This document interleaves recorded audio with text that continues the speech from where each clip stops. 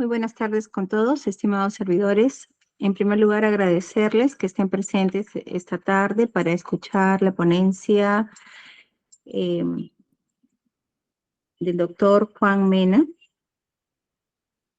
Para mí es un honor presentarlo, médico especialista en geriatría de la Facultad de Medicina y con más de 15 años de experiencia, actualmente médico en un hospital de salud, Pasco. Y bueno, sin más preámbulo, le doy la bienvenida, estimado doctor. Muchas gracias por su ponencia sobre el síndrome del nido vacío. Gracias.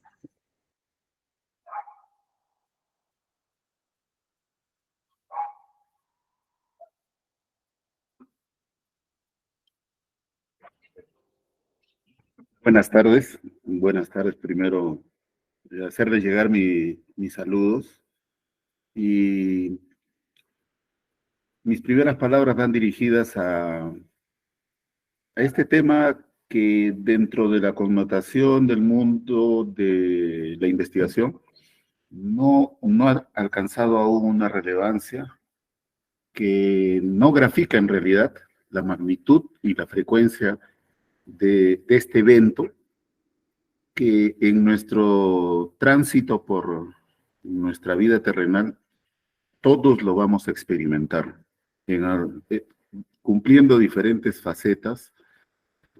Uno, como causa de la presentación de este síndrome, y más adelante, conforme avanzamos las décadas de nuestra vida, vamos a ser los receptores o los que vamos a vivir este síndrome cuando nuestros hijos se retiren. Entonces, el tema es desafiante porque el tema nos grafica vivencias de nuestra vida y sobre todo la relevancia radica en el hecho de que esto se puede trabajar y evitar sus consecuencias. Durante esta ponencia, esta conversación con ustedes, vamos a desarrollar primero definiciones, factores que influyen o participan en el desarrollo o aparición de este evento, cuáles son las consecuencias, sobre todo emocionales, conductuales, en los que reciben o son los receptores de este evento. Y luego una breve revisión de cómo podemos nosotros enfrentar, qué herramientas podemos brindar, qué acciones podemos compartir con estos seres humanos. Sin más preámbulo, comenzaremos primero con la definición del síndrome de nido vacío. En general, las definiciones son muy variadas, pero podemos resumirlo en lo siguiente. Primero, que es un conjunto de emociones, de sentimientos negativos como la tristeza, la sensación de pérdida, la sensación de soledad, que lo van a experimentar los padres o los cuidadores. Y ocurre en un momento de quiebre que se da en nuestra vida cuando los hijos abandonan el hogar para comenzar una vida independiente, que es el ciclo lógico de la vida. Esta transición emocional es muy importante y significativa y va a tener un efecto sobre el posterior desarrollo de la vida de estos padres. Y no solo entre ellos, pareja, sino también dentro de la dinámica familiar. Y muchos de estos actores, los padres sobre todo, no se preparan para vivir o enfrentar este momento de su vida. Es necesario aclarar y poner énfasis en que esta es una fase normal del ciclo de vida familiar. No radica una enfermedad, no transmite o no se debe entender como la presencia de una patología. Es una fase normal del ciclo familiar y a la cual no nos hemos preparado. Y llama la atención que no lo hagamos porque este ciclo se viene repitiendo desde muchas generaciones hacia atrás. Y el no estar preparados es la principal causa de las consecuencias que trae en el deterioro de la calidad de vida de los padres. ¿Qué factores son los que inician este quiebre? Muy frecuentemente son las transiciones educativas, ¿no? El emigrar para estudios puede ser de una provincia a la capital, puede ser de la capital o de nuestro país hacia el extranjero. Eso es uno de los principales motivos por el cual se presenta o se empieza, da inicio al desarrollo de este síndrome en cuestión. Otro evento también frecuente es el matrimonio y la formación de un nuevo hogar. Luego, por diferentes razones, ya no de estudio, sino de trabajo, de mejores oportunidades, son las mudanzas o cambios geográficos. También en la búsqueda de logros y metas de nuestros hijos. Y eso puede originar y va a llevarnos a un vacío, un sentimiento de vacío en el hogar. Debemos también poner un punto de reparo. Este síndrome no es de presentación homogénea. Este cuadro no se presenta de las mismas características, ni de la misma intensidad, ni de las mismas emociones en cada familia. Cada respuesta es individual, cada respuesta es muy singular y se circunscribe a cada una de las familias. Y los factores desencadenantes también pueden variar en cada caso. Puede incluso existir la combinación de múltiples causas y esto va a contribuir en una mayor o menor severidad de la presentación de este cuadro. Una vez establecido el punto de quiebre, los involucrados reaccionan de forma individual y de mucha variedad de respuestas, de acuerdo a la intensidad que cada uno percibe. Por lo tanto, esto es de un escenario, un mundo muy subjetivo. Y la forma como van a experimentar los padres no solo varía de familia en familia, sino dentro de la misma familia, el esposo puede enfrentarlo de una manera muy diferente al de la esposa. Por eso ahí en el texto describe que algunos se adaptan fácilmente a esta nueva etapa de la vida y la toman como un desafío, mientras que otros pueden enfrentar serias dificultades emocionales y esto llevar a cambios muy profundos en la calidad de vida de esta persona. Es esencial y muy importante que cada uno de los involucrados reconozca primero y valide, o sea, acepte que esto es normal, es un proceso, un ciclo normal dentro de nuestra vida, para poder controlar los síntomas y sentimientos asociados con este evento. Debemos comprender su normalidad, debemos entender que es parte de un ciclo y que nosotros podemos gestionarlo. Los que estamos involucrados o estaremos involucrados, debemos entender que este ciclo normal nos debe coger dentro de un contexto de posición positiva, con un plan de vida, y poder gestionarlo de esta forma sin deterioro de nuestra calidad de vida. ¿Qué síntomas y manifestaciones se pueden encontrar en este síndrome? Podemos encontrar fundamentalmente la tristeza y la nostalgia. La tristeza y la nostalgia que se entiende por la ausencia del ser querido, esos espacios que llenaban y que de pronto quedan solo la pareja y ese hogar, los sentimientos de pérdida y vacío, pérdida de identidad, pérdida de objetivos, pérdida de rutina, una ausencia y carencia total de motivaciones para levantarse, para iniciar el día, porque todo su mundo, sobre todo en las mamás, se fijaba sobre el desayuno, sobre el plan de trabajo del día, las tareas, la ropa, su agenda, los horarios de llegada, el tener las condiciones que favorezcan y faciliten el estudio o el trabajo de sus hijos. La soledad y el aislamiento viene como consecuencia de ello. Al carecer de motivaciones, el adulto mayor por lo general tiende a aislarse, a alejarse de su círculo, a perder motivación por actividades que antes realizaba, pierde el cuidado de su aspecto personal, no tiene ningún propósito de vida. Esa etapa puede durar semanas o meses o años, en donde el adulto mayor que vive esta experiencia y no ha estado preparado puede sufrir primero manifestaciones emocionales y conductuales, los cuales luego va a somatizar y va a generar eventos ya de índole patológico, como por ejemplo gastritis, hemorragias digestivas altas, trastorno de sueño. El trastorno de sueño puede llevar a deterioro de la atención, el deterioro de la atención va a conllevar a deterioro cognitivo, este deterioro cognitivo leve en un primer momento va a seguir su curso evolutivo y va a terminar transformándose en un deterioro cognitivo severo que va a limitar su capacidad de la vida diaria, haciéndose dependiente y decayendo la calidad de vida de este individuo. La ansiedad y preocupación es otro evento paralelo a ello, y radica y se describe de la siguiente forma. Se basa en aspectos en donde el padre o la madre viven angustiados por no tener noticias de su hijo, por no saber si estará comiendo, por no saber si estará bien, si está expuesto a peligro, si lo están tratando bien. Esa ansiedad y preocupación por el bienestar del hijo o de la hija va a generar también situaciones de somatización, de irritabilidad, de problemas de memoria, de pérdida de apetito, baja de peso, y eso a la larga puede llevar a la exacerbación o punto de gatillo de la aparición de las enfermedades neoplásicas por compromiso del sistema inmunológico.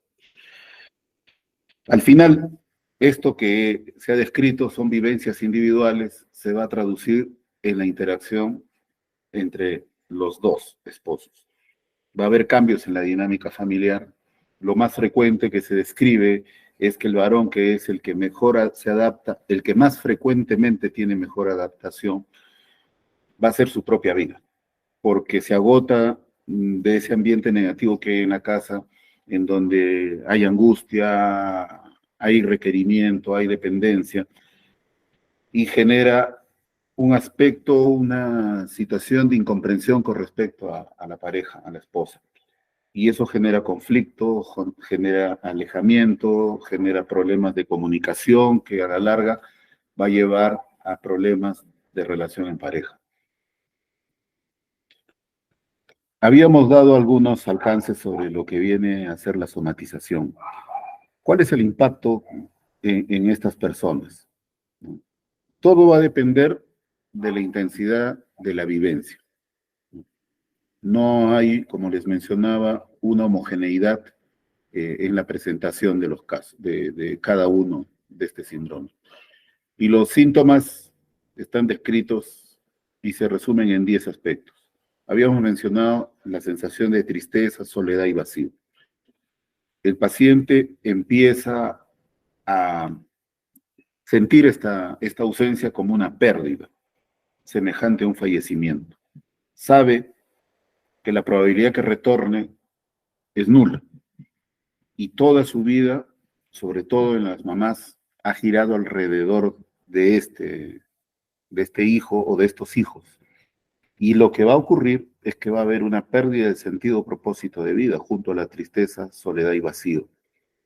Va a tener pensamientos intrusivos, entendiendo intrusivo estos pensamientos intrusivos, aquellos pensamientos desagradables que perturban el pensamiento, que perturban el sueño, haciendo que la calidad del sueño también vea disminuido. Hay percepción de aburrimiento por una anodinia, una falta de interés por las cosas. El no dormir bien, el no tener una motivación lleva a una irritabilidad, no solo con la pareja, sino consigo mismo, y esto es un punto de inicio de una mayor acentuación de síntomas somáticos, como son, por ejemplo, las artralgias, es decir, los dolores articulares, como es la inapetencia, como es un deterioro en la calidad de la alimentación. Lo poco que come más va hacia carbohidratos, menos proteína, y es necesario recordar que a esta edad, por encima de los 50 años, se acentúa más la sarcopenia, que consiste en una disminución de la masa muscular. Y si a esto se le suma una mala nutrición en donde el consumo de proteínas también se ve comprometido, entonces este paciente empieza a tener disminución de la fuerza muscular, y no solo de la fuerza, sino del tono y del equilibrio. Y eso deteriora y perjudica enormemente lo que es la deambulación. Entonces, miren, como problemas emocionales que se puedan evitar, se pueden trabajar y desarrollar estrategias que nos permitan afrontar exitosamente esta etapa, nos lleva a un deterioro y acortamiento, no solo el deterioro de la calidad de vida, sino también un acortamiento de la expectativa de vida de esta persona. Y simplemente por situaciones emocionales donde el paciente pierde las ganas de vivir. Y como no puede Doctor dormir, Juancito, sí, perdón, ¿me escucho? ¿Alguien? doctor Juancito, Sí. disculpe, no están corriendo los diapositivas. Sí, A ver, si me guían, por favor, porque en el que estoy manejando lo veo que ahora sí. sí, ahora sí, sí, ahora está en impacto en la salud mental. Ah, perdón. Vamos a hacer entonces una breve remembranza. Desde ahí creo que no corría, ¿no? Sí, correcto, sí. Ya, lo dejaré en esta forma de presentación. Con las disculpas del caso por esta falta No, de no, no hay habilidad problema. Sí, sí, en sí. el manejo. Le suplico su paciencia. Voy a Al hacer contrario, muchísimo. una breve remembranza. Habíamos dicho que la definición del síndrome de nido vacío se basa en un conjunto de emociones. Estas emociones son de aspecto negativo. Habíamos hablado de tristeza, pérdida y soledad. ¿Con respecto a qué? A lo que los padres van a experimentar cuando sus hijos abandonan el hogar, como lo grafica el nombre, síndrome de nido vacío.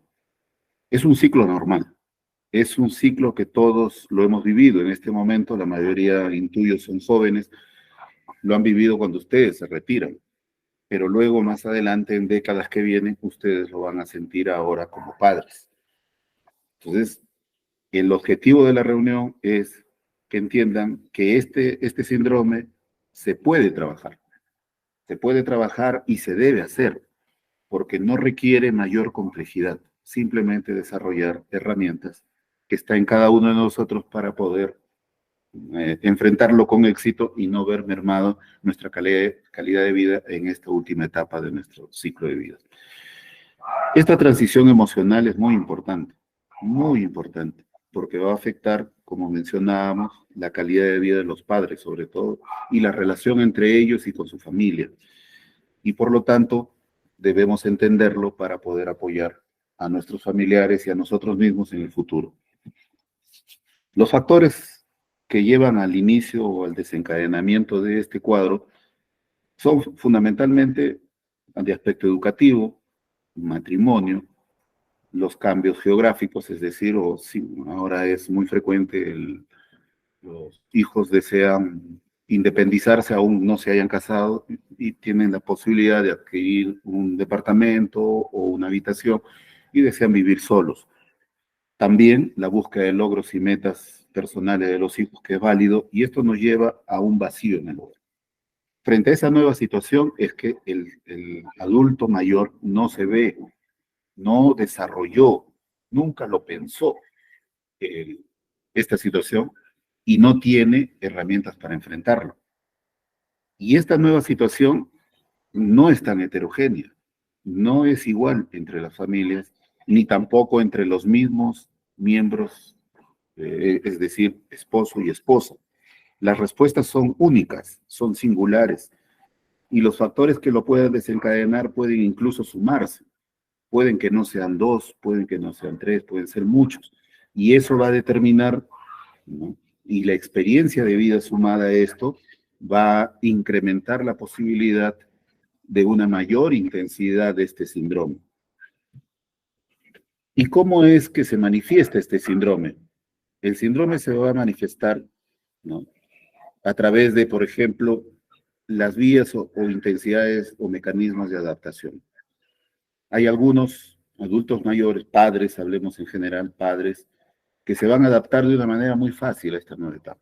Van a encontrar nuevos desafíos, lo van a ver como una oportunidad de libertad, carente ya de la presión del sustento diario, de la preparación de alimentos, de llevar al colegio, como ya son adultos sus hijos y ya están hechos, tienen profesión, tienen una vida por delante, tienen una familia, estos padres que se adaptan fácilmente lo ven como un nuevo reto para adquirir nuevas experiencias, por ejemplo, viajar o aprender un nuevo oficio o una nueva habilidad. En cambio, hay otros que no lo pueden realizar de esa manera. Se les trunca, se les mutila emocionalmente para el resto de su vida. Y entonces presentan una dificultad muy intensa con respecto a las emociones. Para poder enfrentar lo que se ha encontrado es que influye mucho nuestra historia personal y nuestro contexto familiar. Esto se refiere al hecho de nuestra extracción, de dónde venimos, de nuestra familia, nuestro núcleo, cómo se desarrolló, las costumbres que fuimos adquiriendo, el apego, el hecho de que, por ejemplo, nuestros padres se alejaron de nuestros abuelos, pero vivieron pendientes, no dependientes, sino pendientes de sus necesidades, nunca se alejaron totalmente del núcleo, se crearon espacios para compartir, respetando su independencia, y eso nos queda como una educación. Caso contrario, cuando hay un alejamiento y una ruptura del núcleo familiar, como mayormente se ve cuando migramos al extranjero, en donde no se puede sostener estas reuniones familiares, son formas diferentes que nos hacen a los que vamos a vivir esta etapa reaccionar de una manera más insegura o de mayor angustia. Siempre es necesario que hagamos énfasis en reconocer y validar que estos sentimientos son normales. Es una parte del ciclo de vida que va a ocurrir y siempre va a seguir ocurriendo. Y a partir de ese reconocimiento y validación de estos sentimientos, o sea, sí es normal que yo sienta pena, que es normal que yo sienta esta ausencia, que es normal que entre en un periodo de crisis porque fue mi motivo de vida, pero al validarlo va a permitirnos a nosotros poder gestionarlos de manera saludable, asumirlos, salir adelante, reconstruirnos mediante mecanismos de resiliencia. La resiliencia, como todos manejamos, el concepto de a partir de una crisis, de una situación de conflicto, poder nosotros entenderlo y reestructurarnos como un ave fénix para poder salir adelante a partir de esa experiencia, transformar una experiencia negativa en una experiencia positiva. Y esta etapa emocional, ¿qué síntomas le va a dar a los padres? Van a sentir tristeza, nostalgia, los recuerdos, ¿no? Los espacios vacíos, nos va a generar sentimientos de pérdida, como si hubiésemos sido mutilados, no tenemos una razón de ser, nos tendemos a la soledad y al aislamiento, perdemos nuestro propósito de vida, hay una ansiedad y preocupación por el bienestar de nuestros hijos, su ausencia nos preocupa, estarán bien, comerán bien, los tratarán bien. Y esto, que lo vivimos individualmente, va a tener como consecuencia alteraciones y conflictos en las relaciones de pareja. Si entendemos que cada uno no lo va a tomar por igual, la persona, el padre, que es el que más lo siente, va a sentir como una traición el hecho que la otra pareja, el esposo o esposa, rehaga su vida, lo va a tener como un desapego, como una traición, como una falta de cariño por su hijo o su hija. Y eso genera problemas en la relación de pareja. Los síntomas y el impacto que va a tener en la salud mental y el deterioro posterior de la calidad de vida están listados en esta viñeta. Nuevamente, reiterar, este impacto va a variar en cada individuo. Va a depender de múltiples factores y de la capacidad de respuesta que tenga a la mano esta persona. El apoyo social, su capacidad de resiliencia, su capacidad de desarrollar una salud emocional positiva y qué estrategias le podríamos brindar nosotros para superar esta etapa. ¿Y cuáles a grandes rasgos de este impacto. Primero, tristeza y soledad. Segundo, pérdida del sentido y propósito de vida. Los pensamientos intrusivos que les hablaba, pensamientos desagradables que van trastornando el estado de atención, trastorno de sueño, el aburrimiento, al carecer de motivación, todo es monótono y el aburrimiento nos está indicando ya de una etapa, de un episodio depresivo, un trastorno de adaptación de este adulto mayor que si no lo corregimos va a terminar en una depresión marcada, ¿ya? La irritabilidad frente a todo esta falta de motivación lo va a llevar a problemas de sueño, irritabilidad, va a haber una somatización que se va a manifestar a nivel digestivo, a nivel articular, a nivel de la memoria, y va a llevar al uso de fármacos. Pero esto se va a transformar en un círculo vicioso, porque le duele la articulación y va a hacer uso de antiinflamatorios, por ejemplo. Estos antiinflamatorios poco a poco van a tener que ir incrementando su frecuencia y la cantidad de dosis. Al incrementar, va a exponerse a la mayor presencia de efectos secundarios, por ejemplo, la gastritis. Empieza a tener dispepsia, plenitud gástrica, vinagreras, flatulencia, si es que no presenta también un dolor urente a nivel de epigastrio en la boca, comúnmente conocido como el boca-estómago, y esto va a ocasionar que incorpore otro fármaco, el omeprazol. El omeprazol, su uso crónico, nos va a llevar a problemas de pérdida de acidez, ¿no? Aumenta el pH en el estómago, y eso va a originar a que va a perjudicar la absorción de otros compuestos y la formación de otros compuestos como el ácido fólico. Y eso nos va a llevar, a su vez, a un problema en la formación del glóbulo rojo, disminución en su número, ¿no? Y nos estamos, ya miren, haciendo todo un círculo y se van sumando nuevas patologías y generando una polifarmacia. Y eso que no hemos adicionado lo que viene a ser por el trastorno del sueño, el uso de los sedantes, como por ejemplo la benzodiazepina.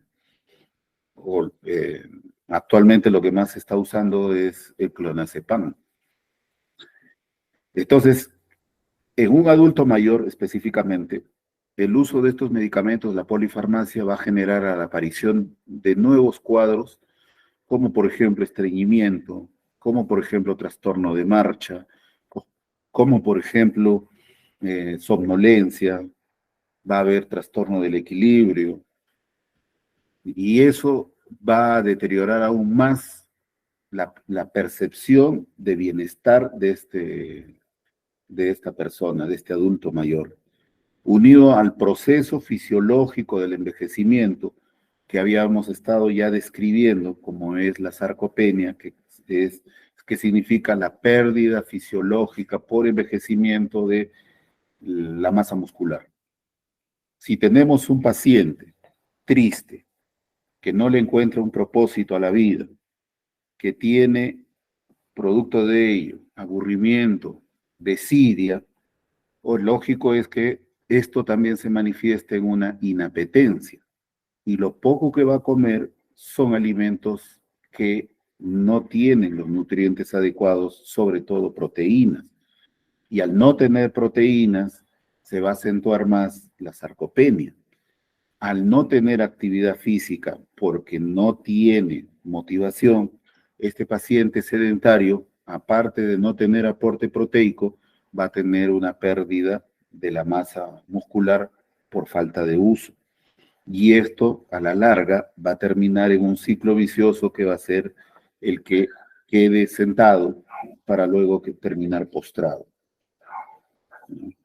La ansiedad genera también situaciones de estrés, de preocupación, que van a tener a la larga manifestaciones orgánicas. El hecho de que esté viviendo siempre con la mente en el pasado también es un punto en contra, ¿Por qué razón? Porque va a intentar hacer este adulto mayor cosas como si tuviera 40 años. Y muchas de estas acciones lo ponen en riesgo y son el punto de partida para fractura de cadera. En un contexto de un paciente que no está bien nutrido, que no tiene hambre, que está deprimido, una fractura de cadera es prácticamente la parte final, porque la sobrevida a los 2 años es bastante corta. Como habíamos mencionado, todos estos malestares o impactos en las emociones, en la salud mental del adulto mayor, van a tener a la larga o a la corta manifestaciones orgánicas. Por eso radica acá el punto de importancia de este síndrome. Si bien es cierto, es un ciclo normal, no estamos preparados, la sociedad no nos prepara para este momento, tan a la par como no nos prepara para el momento de nuestra jubilación. No estamos preparados, no tenemos un proyecto de vida para después de. Y entonces, como no lo tenemos, se genera un trastorno de adaptación, el cual no lo vamos a poder manejar y se viene todo en cascada. Y nuestra última etapa, que debería ser, nuestra última etapa de vida, me refiero, que debería ser un momento en donde disfrutáramos de lo bueno que hicimos en nuestra juventud, se transforma en un envejecimiento que no debe ser sufrimiento, pero en estas situaciones no controladas se transforma en ello. Recuerden, esto va a seguir incrementando su prevalencia, va a seguir incrementando su frecuencia en nuestro entorno. ¿Por qué razón? Porque la población está envejeciendo y el Perú no es ajeno a ese fenómeno. Nuestra edad, nuestra expectativa de vida ya está bordeando los 80 años. Y para los años que viene, se asume que para el 2050 los adultos mayores deben ser aproximadamente una cifra superior al 20%. O sea, más de la quinta parte de la población del Perú en el 2050 va a tener más de 60 años. Entonces, ¿qué nos espera en el futuro? Si no empezamos, por ejemplo, con este tema, a abordarlo de una manera preventiva, con nosotros mismos y con nuestros padres. ¿Qué nos espera? Nos espera hospitales en donde hay manifestaciones orgánicas por problemas emocionales. O sea, se pudieron evitar, no debieron haber ocurrido y están presentándose. Entonces va a haber una sobrecarga sobre el sistema de salud y lo que nos debe enervar es que esto se pudo haber previsto. Se pudo haber previsto. Entonces, la moraleja hasta este momento es, ¿vamos a vivir más? Sí, es cierto, pero al paso que vamos a vivir más, pero vamos a vivir mal. Vamos a llegar muy mal. Y como está ocurriendo y muchos de ustedes en su día a día lo ven, los hospitales están llenos de adultos mayores con estadios terminales de enfermedades crónicas. Muchas de estas enfermedades crónicas desarrolladas o acentuadas más en este momento de el alejamiento de los hijos del núcleo del hogar. Al final, el adulto mayor baja su autoestima, no se siente útil, considera que ya no hay razón de vida porque ya no están los hijos, hasta siente culpa porque se fueron, porque fue mal padre, fue mala madre, y en ese espacio de tristeza, soledad, de pensamientos incómodos que vienen a su cabeza, hay un estado de aburrimiento, de desidia, de pérdida de propósito, entonces ellos se quedan con una creencia de que no van a poder ser felices sin sus hijos, que no tiene sentido ya, que no hay otra salida, que no pueden, no deben y no lo van a hacer de cambiar esta situación actual. Y frente a ello, lo difícil de esta situación es que el fenómeno es heterogéneo, lo habíamos dicho. Cada individuo tiene una singularidad, una cosa particular. Y esa particularidad nace de cómo llegas a ese momento. ¿Cuál es tu apoyo social que tienes? Tienes amistades, formas parte de un club, tu familia es unida, se visitan, tienes a través de tu vida pudiste desarrollar la capacidad de que todos los problemas que pasaste te pudiste reconstruir, aprendiste de esa experiencia para que no vuelva a ocurrir y renaciste con mayor fuerza. ¿Lo pudiste hacer o eras de las personas que frente a los problemas se abrumaba y solo era una persona, o fuiste una persona, o eres una persona que solo busca culpables y no busca a partir de esa nueva experiencia generar un nuevo conocimiento, una nueva conducta, una nueva personalidad? Entonces es muy importante cuál es tu salud emocional previa para poder desarrollar estrategias que permitan afrontar esta nueva situación con éxito. Ahí viene lo difícil.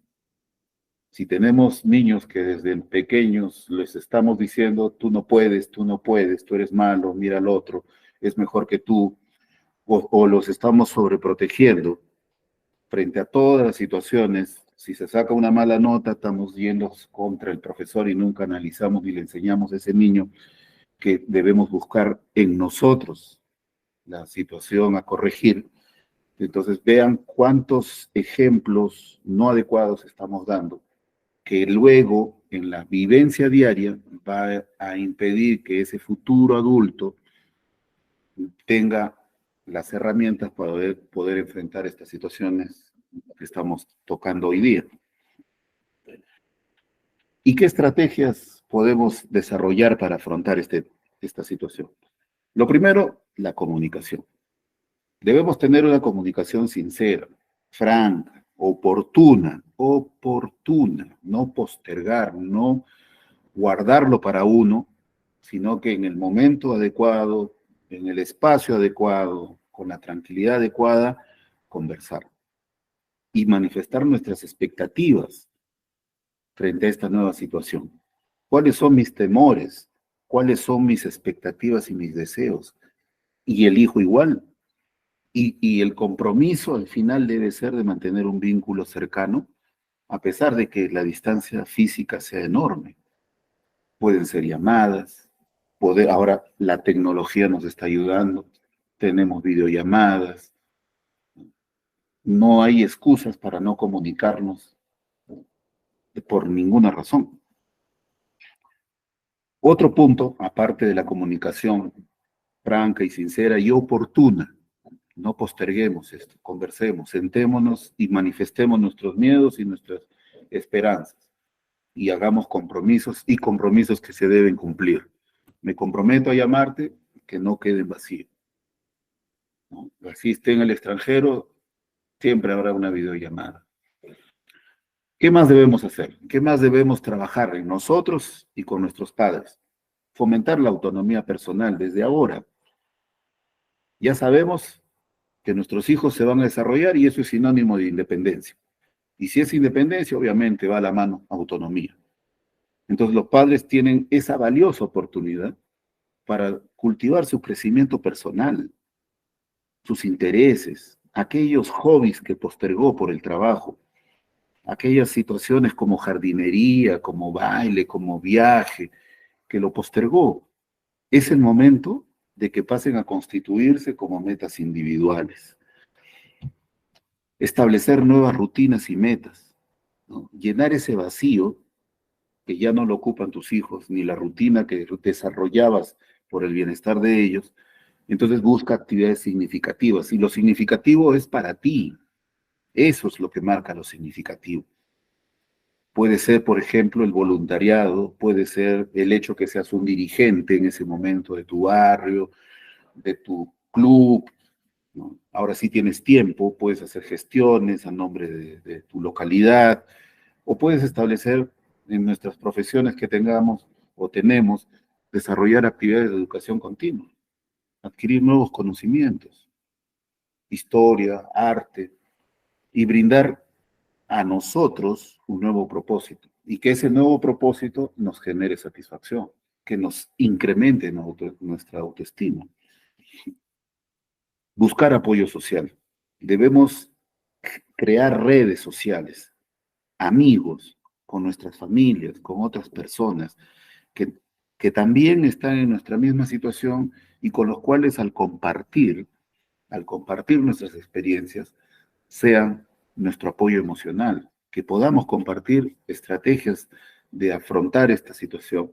Y el hecho de ver que esto no es tan raro, sino el ver que también lo están atravesando otras familias, nos va a permitir establecer esos vínculos y recibir el respaldo de otros. Y eso va a ir a luchar, a bloquear nuestra sensación de aislamiento. Vamos a tener motivación para salir, para cambiarnos, para acicalarnos. Y estamos hablando, muchachos, amigos, de personas de 70, de 80 años, en donde quiero contextualizar lo siguiente. A esa edad, muchos pierden la motivación de la vida. No se arreglan, no cuidan ya su aspecto personal, porque no encuentran razón de salir, porque le aquejan los dolores, porque le aqueja esa imagen que tenían de ellos de los 40 años, en donde era autónomo, donde podían ver, donde podían escuchar. Y esa falta de aceptación en esta nueva etapa hace que ellos se aíslen.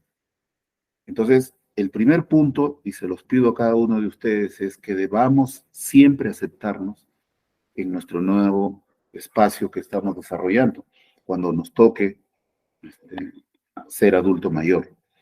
Y revelarnos al conformismo de que ser viejo es sufrimiento. No. El ser viejo es un desafío para seguir adquiriendo conocimientos, para seguir adquiriendo habilidades, para seguir adquiriendo experiencias que nos nutran, que nos gratifiquen y nos satisfagan como un nuevo renacer. A eso debemos llegar para poder enfrentar mejor este momento en nuestro ciclo de vida. Y no ajeno a esto, siempre cuidando nuestra salud física y emocional. Una buena nutrición, actividades de recreación. El tai chi, por ejemplo, es una estrategia que maneja mucho el equilibrio y eso va a favorecer que nuestros adultos mayores y nosotros más adelante tengamos mayor seguridad al caminar. Y si tenemos seguridad al caminar, eso nos va a permitir seguir manteniendo nuestra actividad física hasta el último momento. Entonces, fomentemos eso. En el espacio donde nos encontremos, en una ciudad urbana, en una ciudad rural, en una familia o solos, pero debemos salir adelante. Es muy importante la actividad física, al ritmo de cada uno, respetando las comorbilidades que tengamos, así seamos diabéticos, seamos hipertensos, tengamos falla cardíaca, etc. Eso no es un obstáculo para poder desarrollar una vida sana. Nuestra alimentación saludable, de manera natural, buscando siempre proteína, la buena grasa y la buena caloría. Entonces, el uso de actividad física de manera regular, el dormir bien y el buscar actividades que fortalezcan nuestro bienestar emocional van a favorecer nuestra calidad de vida y superar esta etapa de manera más exitosa. La búsqueda de nuevos roles es un momento desafiante para esta etapa de los adultos, cuando ya los hijos se van. Y muchos descubren el nuevo significado de la vida. Por ejemplo, en la pandemia hubo muchas iniciativas, como ven en la imagen de la izquierda, de adultos mayores que cuidaban a adultos mayores. Y eso les dio una razón de ser, una razón de existencia, una sensación de utilidad y que la vida continuaba y que los retos no cesaban. Eso es lo que debemos fomentar en nosotros. Vamos a buscar nuevos roles, vamos a reconstruirnos. Podemos generar grupos de intervención como en la lámina de la derecha, en donde cuidemos y luchemos por la preservación de nuestro medio ambiente. Tenemos la experiencia, tendríamos el tiempo y tendríamos la vitalidad. Ahora, ¿qué importancia al final tiene este apoyo y recursos? Por ejemplo, la validación emocional se obtiene el compartiendo, el interaccionando, nos va a conseguir apoyo de amigos, familiares, grupos, ¿no? Redes sociales, que nos van a brindar ese soporte que es invalorable con respecto a la emoción. Y vamos a aprender, porque no digo que sea sencillo salir de este síndrome, pero sí debemos iniciar el trabajo porque al final, ocupando ese espacio vacío, vamos a poder tener una mejor calidad de vida. El tener grupos de apoyo nos permite a su vez compartir estrategias, nos permite a su vez acceder a recursos y programas de manera individual o familiar. Puede ser talleres de crianza, puede ser talleres de envejecimiento saludable, puede haber el desarrollo de actividades de aspecto comunitario, como es el brindar apoyo. Podemos participar, de repente se me ocurre ahora, en comedores populares, apoyando. Podemos desarrollar actividades de arte y según nuestras expectativas, y obviamente tomando en cuenta también nuestra capacidad física, ¿no? Con la que lleguemos. Una cosa es llegar a los 60 y otra a los 80.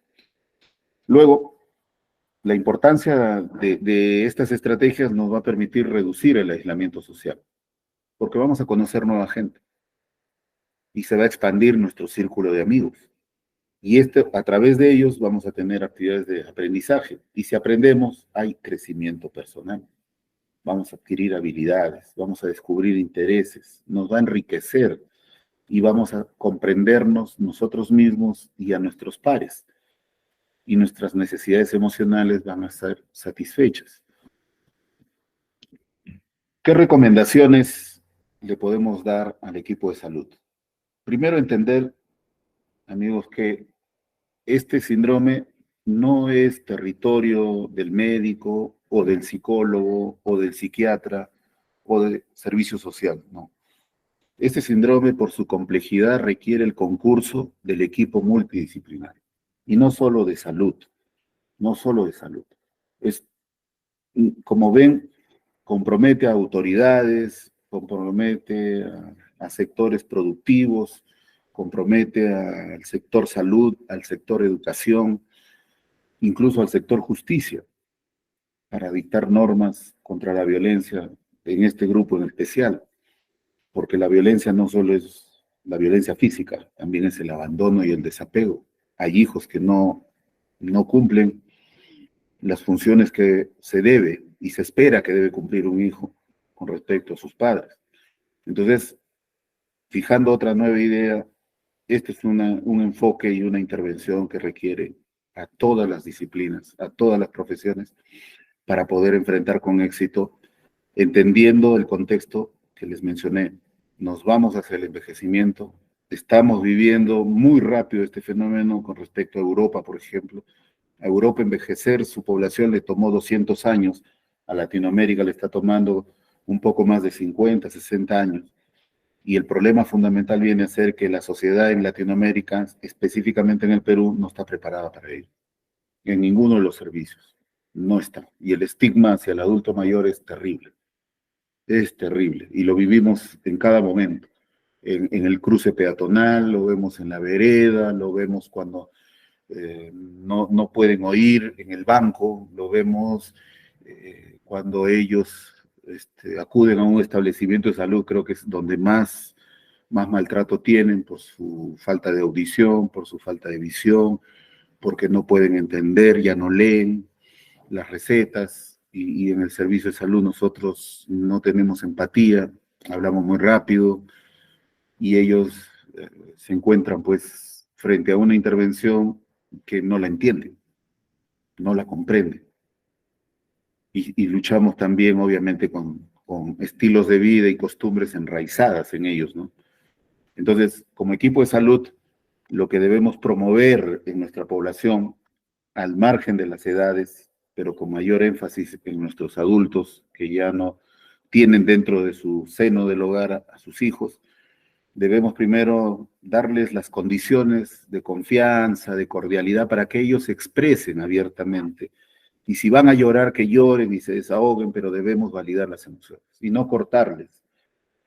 Que sea un diálogo franco, sincero, ¿no? Mirándole a los ojos, con contacto físico, contacto visual, con empatía, poniéndonos en su zapato de ellos. Y no un diálogo frío, cumplimiento de una función y tratando de acortarlo. Eso no es calidad. Si queremos trascender en la vida de estos seres humanos, tenemos que ser empáticos. Y también brindarle información sobre este tema, de una forma coloquial, de una forma natural, para que ellos puedan entender que este fenómeno es normal y que lo están padeciendo y lo vamos a padecer todos. Facilitando esa expresión emocional y generando ese espacio acogedor, podemos ahí darle opciones de apoyo, ¿no? Los grupos, construir grupos, generar otras actividades dentro de su localidad, y se le puede fomentar el autocuidado, que cuide su comida, que se hidrate, su higiene, ir a su domicilio, verificar los aspectos de riesgo, esa banca, esa mesa de vidrio que está en el camino que él ya no va a poder ver y probablemente se pueda tropezar. De repente su cuarto está en el segundo piso y el baño está en el primero y va a tener que bajar y eso lo expone a caídas, entonces mejor busquemos que baje su cuarto al primer nivel, cerca al baño, para que no se exponga, ver cómo podemos hacer con sus alimentos. Y eso, como les mencionaba, se realiza definitivamente, soy un convencido, a través de la atención del equipo multidisciplinario. ¿Qué consejos, si es que podríamos dar algunos, le podemos hacer a los padres? Que procesen sus emociones, que las expresen, no se la guarden. El primer punto fundamental para superar esta etapa tan difícil es aceptarse, aceptar que te duele, no lo niegues. Segundo, que los hijos y los padres entiendan que debe mantenerse la comunicación y borrar lo más común que hacen los padres, que esperan que les llamen, como si les diera vergüenza llamar ellos, porque van a incomodar, porque mi hijo está ocupado, porque mi nuera de repente se incomoda, entonces ya no llaman ellos. No, generar que el camino, el puente sea de doble dirección. Enseñarles y decirles que es necesario que cultiven nuevos intereses, que generen nuevas actividades, que el autocuidado nunca deben perderlo, no deben perderlo, por más tristes que estén. Y para eso es el grupo, las redes sociales, el amigo, el club del adulto mayor, para que puedan ellos tener una motivación de cambiarse de camisa, de peinarse, afeitarse, ponerse su maquillaje y con ellos salir y conectarse con el entorno. Porque si no lo logramos, este adulto se va a aislar y va a terminar con deterioro cognitivo severo. Y eso significa un fracaso para el sistema, porque ya la OMS plantea desde hace muchas décadas el envejecimiento exitoso. Y borrando que, nuevamente les reitero, el envejecimiento no es sufrimiento. Dentro de ese contexto, entonces, el adulto debe establecer metas y proyectos personales, los cuales deben empezar a trabajar ustedes ya. ¿Cómo sueñan? ¿Cómo se ven ustedes cuando sus hijos se vayan? En mi caso personal, yo me veo viajando. Voy a hacer mucho viaje, iré a los estadios, me veré todos los partidos, todos los conciertos. Esa será mi vida, lo que he ido postergando por motivos laborales. Y saliendo del aspecto personal, siempre refrendar. Debemos buscar el apoyo social. Debemos generar esos vínculos. Recuperar a los amigos, a la familia. Salir, reevaluar esas relaciones familiares, esas que estamos dejándole en olvido. Hagan memoria ustedes de su colegio, de su universidad. ¿Cuántas reuniones postergadas será el próximo año? ¿Será tal vez el próximo mes? ¿Cuántos de ustedes van perdiendo esos vínculos? Que luego ya se acentúa más cuando de pronto ya no tienen sus hijos. Este es el momento de establecer esos vínculos y conservarlos porque los van a necesitar en esta última etapa de la vida. Finalmente, una reflexión. En esta imagen ven, la vida es un ciclo evolutivo. Muchos de ustedes están en esta etapa, la formación de un hogar, tienen hijos, pero en este instante como hijos ustedes, vean y miren hacia atrás cómo está la relación con sus padres, con ese síndrome del nido vacío. Y la idea de hoy conversar esto no es del punto de vista de un erudito, un conocedor, no. simplemente es compartir experiencias y entender que este tema que no se toca en las investigaciones científicas tiene una gran prevalencia y una mayor importancia porque es uno de los puntos de partida que puede significar el deterioro o la llegada con éxito a nuestra última etapa de vida. En el papel que están cumpliendo la mayoría de ustedes, reflexionen. ¿Qué tanto están dejando ese nido vacío? No estoy hablando de dependencia, estoy hablando de preservar la comunicación, de mantener ese espacio, aunque no sea físico, por lo menos a través de medios de comunicación, de generar y fomentar en sus padres nuevos estilos, nuevas metas, nuevas motivaciones, que al inicio de repente lo van a tener que hacer en conjunto con él, enseñándoles a ellos que sí se puede salir, ¿no? Eso puede ser una nueva estrategia para que ustedes lo enfrenten. ¿Por qué? Porque estarían sembrando con el ejemplo lo que deberían hacer más adelante sus hijos con ustedes. Les agradezco su paciencia. Para mí ha sido un honor poder conversar con ustedes estos minutos y espero haber estado a la altura de la expectativa de los organizadores. Muchas gracias. Muchas gracias, doctor Juancito. Para nosotros es el honor. Gracias por su tiempo, gracias por la ponencia. Muy interesante y esperamos tenerlo prontamente en una próxima charla de su especialidad, la geriatría. Gracias, queridos servidores, por estar presentes esta tarde. Muchas gracias. Gracias.